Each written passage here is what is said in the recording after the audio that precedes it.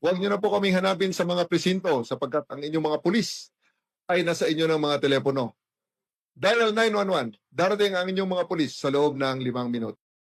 Lingkod sa bawat Pilipino at magbibigay ng tamang impormasyon para sa tahimik at maayos na Pilipinas. Police News Network, alagad ng batas, tagapagtaguyod ng balitang pulis, sandigan ng mamamayan, patnubay ng katotohanan. Kampo Krame, maghahatid ng pinakahuling kaganapan at nagbabagang balita. Ito ang PNN Police News Network. At ngayon, ang inyong mga tagapagbalita. Magandang araw, bagong Pilipinas. Ako ang inyong alagad ng batas, tagataguyod ng balitang pulis. Ako po si Patrolwoman Clarice Miraflor.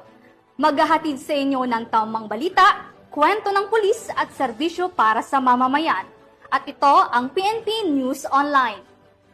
Ang pangunahing balita ng Police News Network, alagad ng batas, tagataguyod ng balitang pulis.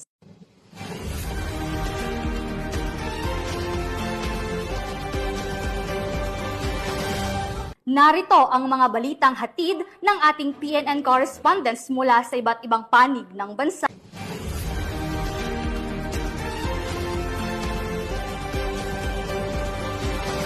Walang takas ang isang street-level individual matapos itong maaresto sa ikinasang buy-bust operation sa Davao Occidental. Nakatutok dyan si Patrolwoman Queenie Babe Arindain.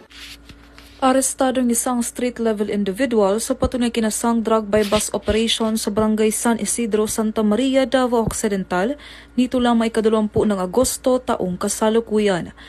Kinilala ni Police Captain John Ray Juan L. Abadia, officer in charge ng Santa Maria Police Station na suspect na si Arias Julie, 31 taong gulang, may asawa na pawang residente ng Igacos, Davao del Norte.